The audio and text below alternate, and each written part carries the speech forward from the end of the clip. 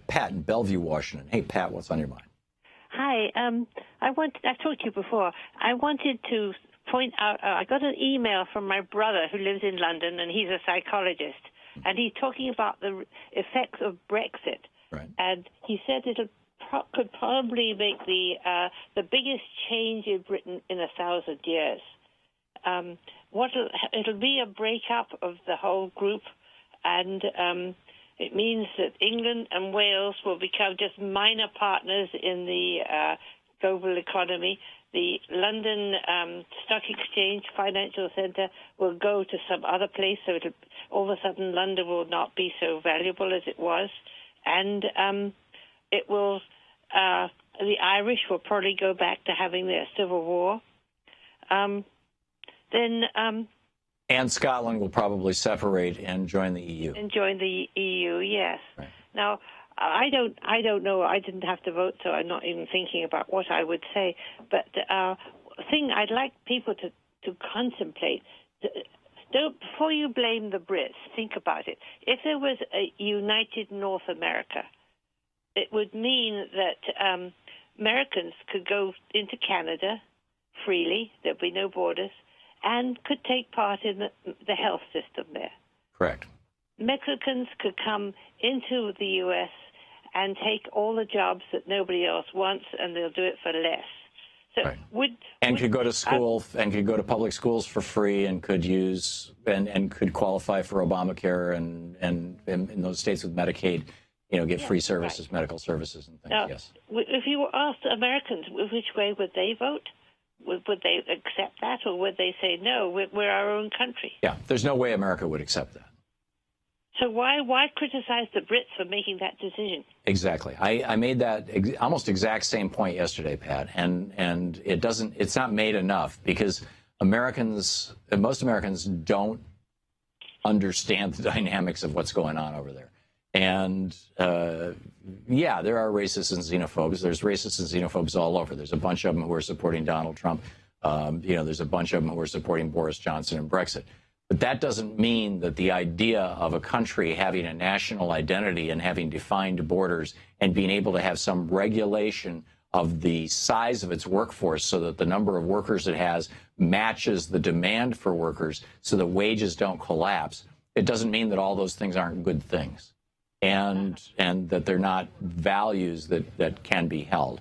And, I get it that the dream of a unified Europe was to bring everybody up to the same high standard.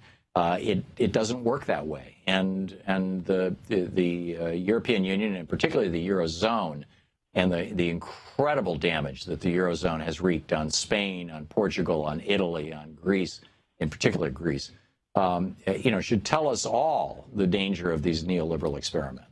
Well, it was the financials, mostly because of the euro. That's the cause. Most of these countries that are not doing well now are in the euro, and they have no way within themselves to change the value of their currency. Correct. Now, and that, if other countries, if they get into these situations, can change the value of their currency, can sell things for cheaper, and they can get back. But these countries that are tied to the euro cannot get back.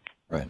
Right, and this is one of the reasons I think why the UK's economy has done better than the Eurozone's economy, even though the UK has been kind of semi-conservative and semi-austerity. They haven't gone full tilt boogie like the ECB and the IMF and the European Union, the Eurozone leaders imposed on these other countries, saying that you can't have a debt of over 3% even in the middle of a recession if you're going to use our currency. And the common currency is what's destroying, frankly, much of the Eurozone. This is a situation that cannot survive, in my opinion. I hear that the next one will be the Netherlands exiting. Yeah, the Netherlands is talking about exiting. There's a strong movement in Sweden. There's a strong movement in Denmark. Of course, Spain, the Podemos party, Greece, the Syriza party.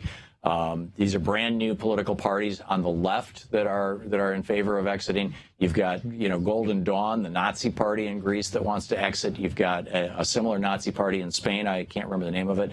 You've got in France now, Marine Le Pen's National Front. They're all talking about exiting. So you're seeing pressure from both the left and the right. This is an issue, I think, that transcends left-right politics. It's about... Honestly, it does, and the right probably has a completely different idea of what they could achieve than the left does.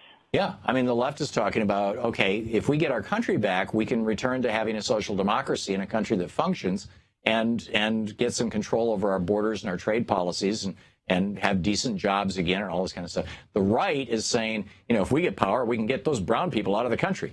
Which is like stupid. I mean, it's racist. They're using racism.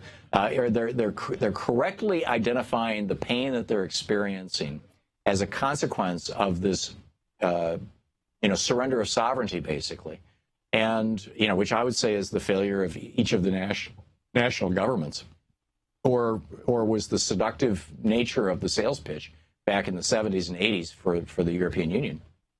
It seemed like such a good idea.